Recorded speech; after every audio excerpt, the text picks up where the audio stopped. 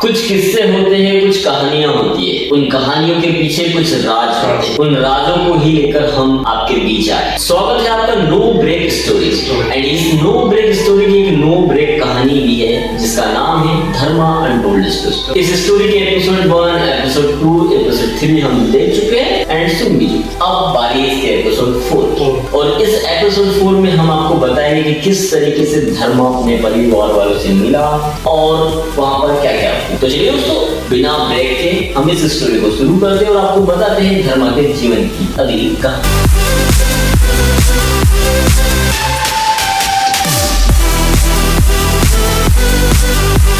Show को हम शुरू करते हैं और जैसा कि मैंने पहले भी आप लोगों को बता चुका इस शो के 2 ही होस्ट हैं, धर्मेंद्र और योगेश। और आपने हमसे जो सवाल पिछले सेक्शन में आपने पूछे थे तो हमने कमेंट सेक्शन में दे चुके हैं और आगे की स्टोरी जो है और हम आज एपिसोड 4 में देखने वाले हैं। तो इसमें बहुत सारी चर्चाएं होंगी, बहुत सारे जो सवाल होंगे, तो वीडियो को पूरा आप देखिएगा, अंत तक देखिएगा और जहां आप लोग को लगता है कि इसमें हमें कुछ नहीं समझ में आ रहा है, कुछ भी ऐसी मिस्ट्री जो आपको नहीं समझ में आ रही है, वो आप कमेंट्स करके हमसे पूछ सकते हैं। तो चलिए शो को शुरू करते हैं। तो धर्मेंद्र जी जो है आगे की स्टोरी कंटिन्यू करेंगे, एपिसोड 4 को हम यहाँ पे कंटिन्यू करते हैं। तो चलिए आप बताइए कि सिद्धार्थ यानी कि धर्मा जब अपने माता पिता के पास पहुंच जाता है तो उसका क्या रिएक्शन होता है, आगे की स्टोरी हम कंटिन्यू करते हैं। ठीक है। तो जैसे दोस्तों हमने पिछले पार्ट में या फिर पिछले एपिसोड में देखा था कि धर्मा गौरव को मार देता है एंड उसी के बाद जो है वो अपने माता पिता से मिलने जाता है। जब वो अपने माता पिता से मिलने जाता है तो वहां पर देखता है कि पहले से एक सिद्धार्थ मौजूद है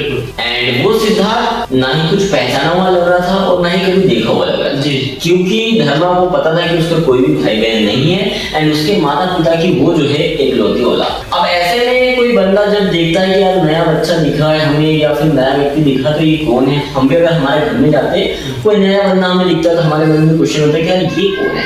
बिल्कुल आश्चर्यचकित हो जाते हैं हम इसमें हर बार। तो यहाँ पर धर्मा के मन में भी यही क्वेश्चन था कि यार ये कौन। धर्मा को हिम्मत करता है और वो अपने माता पिता के पास जाता है और उनसे पूछता है कि ये कौन है। तो उसके माता पिता जवाब देते कि ये तो सिद्धार्थ। ऐसा सुन के मतलब जो धर्मा सिद्धार्थ जो असली वाला वो मेरे ख्याल से थोड़ा सा चौकन्ना हो जाता है, हाँ। चकित हो जाता है। सिद्धार्थ के मन में एकदम से क्वेश्चन आता है कि ये सिद्धार्थ है तो फिर मैं कौन। तो धर्मा बोलता है कि ये सिद्धार्थ है। हाँ बोले ये सिद्धार्थ है, लेकिन उसके पिताजी पूछते हैं कि तुम कौन हो बेटा, तुम जो उसके बारे में इतना पूछ रहे। तो यहाँ पर धर्मा जवाब देता है कि मैं सिद्धार्थ का दोस्त हूँ, उससे मिलना है। इतने में सिद्धार्थ की जो माँ है वो कहती है कि हाँ धर्मा घर में ही है, जाओ उससे मुलाकात कर लो।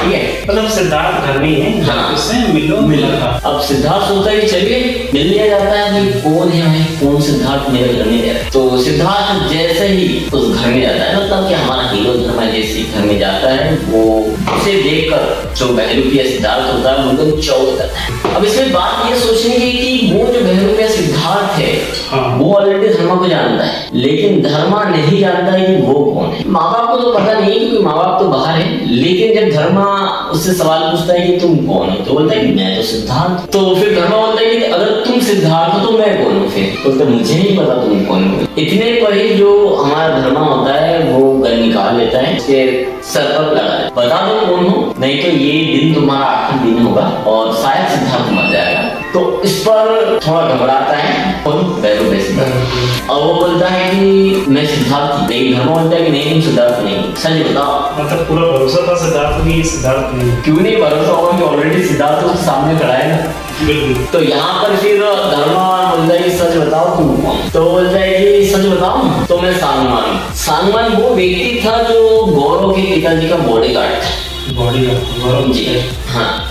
और जब नटवर द्वारा धर्मा को वो पोजीशन दी जा रही थी लीडर की, तब सांगवान वहीं मौजूद। सांगवान देख लेता है कि उसके मालिक को मारने गया तो सांगवान वहीं से निकल लेता है, लेकिन सांगवान और रुकता नहीं। सांगवान सोचता है कि यार अगर मेरा मालिक की हत्या हुई है, मैं अगर गौरव के पास जाता हूँ तो गौरव भी मुझे मार देगा। तो वो थोड़ा ऑप्शन चुनता है, वो सोचता है कि मैं धर्मा से बदला लूंगा, लेकिन धर्मा की हिस्ट्री उसको निकालने के लिए बहुत जरूरी है। एंड वो हिस्ट्री निकालता है कि धर्मा का जन्म कहाँ हुआ था, क्या हुआ था, कौन उसके माँ बाप है एंड वो इसी कारण से उनके माँ बाप के साथ रह रहा था नकली सिद्धार्थ। तो सांगवान ऐसा बताता है और धर्मा बोलता है कि अच्छा तो तुम उसी के बॉडीगार्ड, मतलब तुम मेरे दुश्मन। और इतना ही बोलते हुए वहां भी उसको मार, मतलब उन्हीं के घर में उसको मार डाला। हाँ तो मेरा एक क्वेश्चन है आपसे कि Dharma has been his parents since childhood but why were they unable to recognise the impostor Siddharth? Because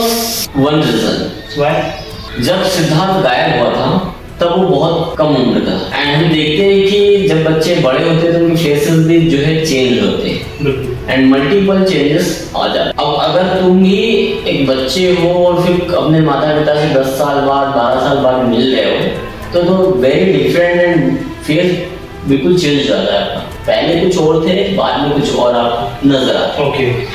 and जो माँ बाप अपने बच्चे से 10-12 साल नहीं मिले हो तो वो कैसे पहचान पाएंगे? हाँ, इट्स ट्रू। एंड कहीं ना कहीं उनकी ममता जाग जाती है तो सोचते हैं कि नहीं यही मेरा बच्चा, यही मेरा बच्चा।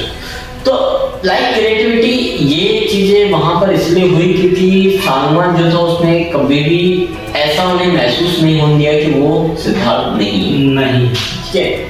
एंड किस तरीके से उसका जीवन था, क्या उसके जीवन में घटनाएं घटी, कौन उसके दोस्त से कौन नहीं, वो सारी इंफॉर्मेशन लेकर जो है सालमान उनके घर में रह रहा। तो माँ बाप को कभी फील ही नहीं हुआ कि ये जो है नकली सिद्धार्थ, मतलब ये हमको पता ही चला। अब यहाँ पर जो है सिद्धार्थ को मार दिया जाता है, सिद्धार्थ को मार दिया जाता है, मतलब नकली सिद्धार्थ को मार दिया जाता है। तो कहीं ना कहीं उसके माँ बाप बाहर से अंदर आते हैं और बहुत गुस्सा में बोलते कि तुमने मेरे बेटे को क्यों मारा, तुम्हें अभी जान ली। यहाँ पर ऐसा धर्मा को बोला जाता है, लेकिन धर्मा बोलता है कि ये तुम्हारा असली लड़का नहीं था, तुम्हारा असली लड़का मैं। सिद्धार्थ बोलता है। हाँ, लेकिन माँ बाप तो होते नहीं कि कुछ पल का अट्रैक्शन तो उससे हो गई। तो यहाँ पर माँ बाप बोलते हैं कि झूठ मत बोलो, तुम मेरे बेटे नहीं और तुमने मेरे बच्चे को मारा, तुम जीवन में कभी खुश नहीं रहोगे। ये उसकी माँ का स्टेटमेंट एंड ऐसा उसको बोल दिया जाता है। अब क्या होता है, बोल दिया जाता है, धर्मा भी सोचता है कि यार मेरे माँ बाप को पता ही नहीं कि मैं कौन, मैं ही असली औलाद हूँ और ये उनकी पहचान नहीं पाया।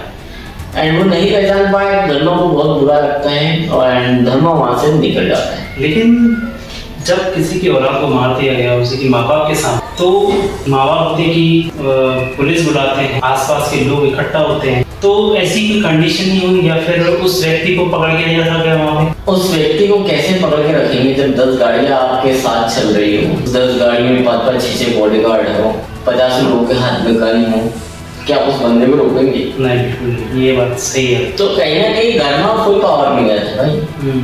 जैसे ही गोली चली सब आके खड़े हो इसके पास। मैं भी शायद पावर इज पावर। इस दुनिया में डर ही वो चीज है जो सब कुछ हासिल भी करवा लेती है। डर की वजह से ही इंसान को इज्जत भी मिलती है और डर ही है जो उसको एक सफल मुकाम तक खड़ा करता है। डर के कारण ही इंसान को मरने से डर लगता है। अगर डर ही ना हो तो फिर तो भले तो कोई बात ही नहीं है, कोई बात ही नहीं। तो इसलिए ये कि when Gaurav was killed, no one filed a complaint with the police.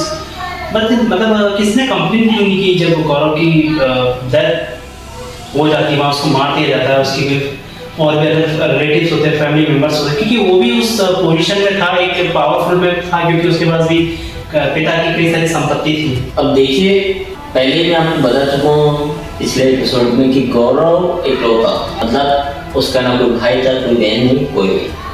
And उसके पिताजी के कामों की वजह से ही उसके कोई रिलेटिव भी नहीं।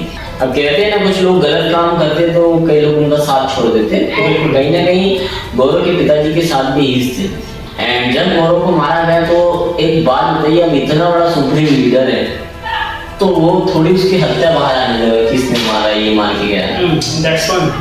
देन यही कारण था कि ना ही सिद्धार्थ जो बहरूपिया था सालमान था, उसकी मौत पर भी ऐसा कुछ नहीं हुआ एंड गौरव को मारने पर भी ऐसा कुछ नहीं, ठीक है। अब यहाँ पर मार होता है, सिद्धार्थ का दिमाग जो मार धर्मा उनका खराब हो जाता है एंड वो वहाँ से निकल जाता है। यहाँ पर जो उसके माता पिता है उनको छोड़ दिया जाता है, क्यों? क्योंकि उन्होंने उसको पहचाना एंड ये उसके ईगो को हर्ट कर दिया और वो वहाँ से चले जाता है। What was the name of network girlfriend? हो, नेटवर्क की गर्लफ्रेंड का नाम आपको जानना है?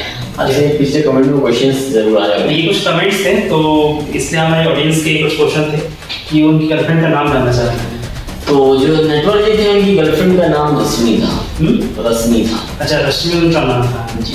तो जब वो मर जाती है, उनकी फैमिली में भी कोई मेंबर्स वगैरह होते हैं या फिर वो एक लौती थी? देखिए, नटवर की प्रेम स्टोरी तो मैं बताना नहीं चाहता हूँ, बट आप मतलब पूछ रहे हो तो मैंने नटवर के बारे में आपको बताया। देन जब नटवर का जन्म हुआ था और 2 से 4 साल बाद जो है, मतलब आई मीन थिंक 4 या 5 साल जब बच्चे को थोड़ा बहुत समझने लग जाता है, तब उनके ना ही माता रहे ना ही पिता रहे। ओके, ठीक है।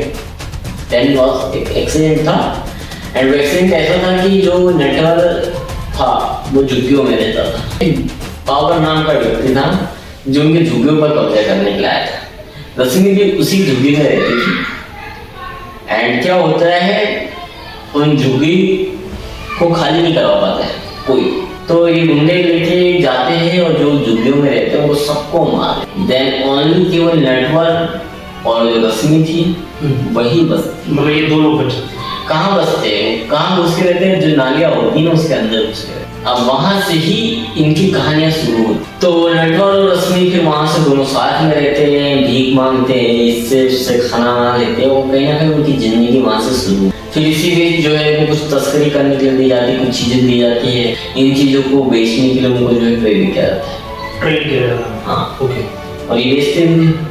उनके पास कोई रोजी रोटी कमाने का जरिया नहीं, लेकिन उनके अलग होने का कारण एक बहुत बड़ा कारण था।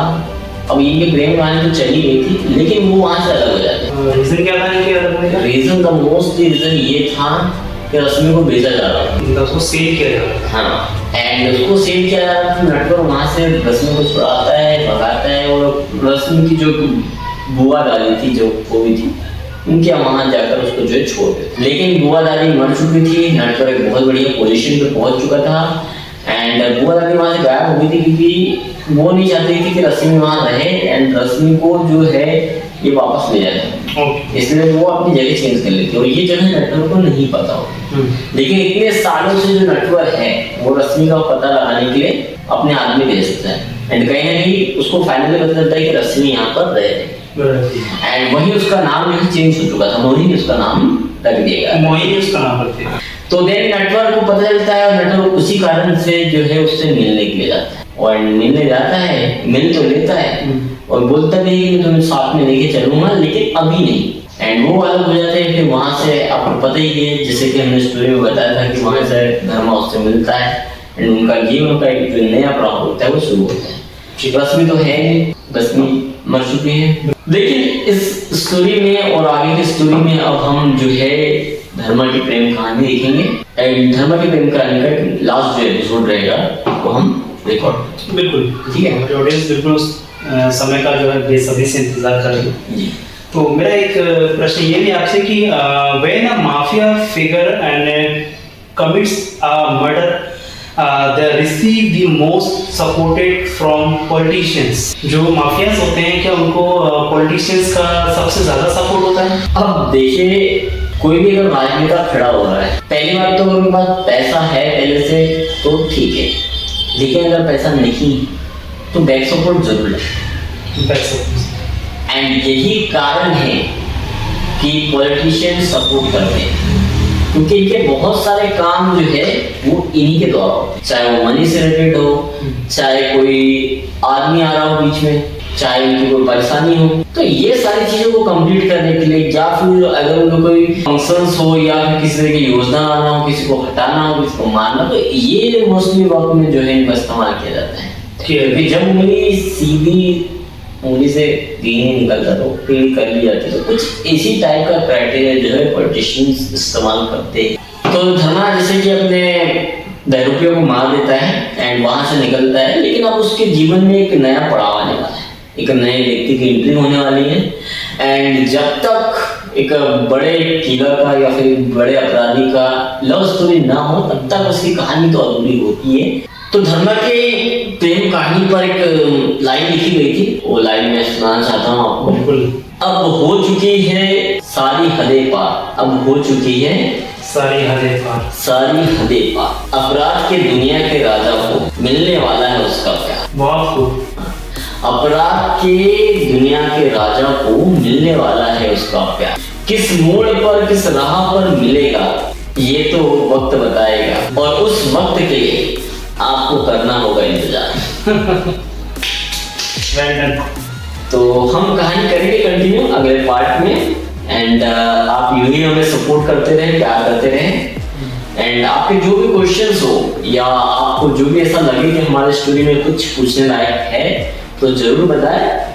एंड अगर आपके पास भी कोई ऐसी मिस्टीरियस कहानी हो या फिर ऐसे कुछ पार्ट्स हो तो बिल्कुल हमारे साथ आप शेयर कर सकते हैं। आपकी कहानी हम नेक्स्ट एपिसोड में जरूर साझा करेंगे हमारे दर्शकों के साथ। तो आप लोग का शुक्रिया, और इसमें आप पूछ सकते हो कि जो आपको कहीं भी लग रहा हो कि यहाँ पे हमें ये नहीं समझ में आया, तो इस बारे में हम आपको रिप्लाई ज़रूर करेंगे। और इस तरह की स्टोरीज जो है हम लेके आते हैं, और भी ऐसी मिस्ट्री क्यूरियस स्टोरीज हैं हम लाते रहेंगे। तो आप देखते रहिए हमारा YouTube channel no break story. इस स्टोरीज में कई सारी स्टोरीज के जो एपिसोड है वो हमने शूट किए हुए हैं, वो हमने डिस्क्रिप्शन में लगा दिए हैं, वहाँ पे आप जाकर जो देख सकते हैं। तो वीडियो कैसा लगा कमेंट सेक्शन में ज़रूर बताएं, और इसे शेयर करें, इंस्टाग्राम पे शेयर करें। तब तक के लिए अलविदा, धन्यवाद आप सभी का।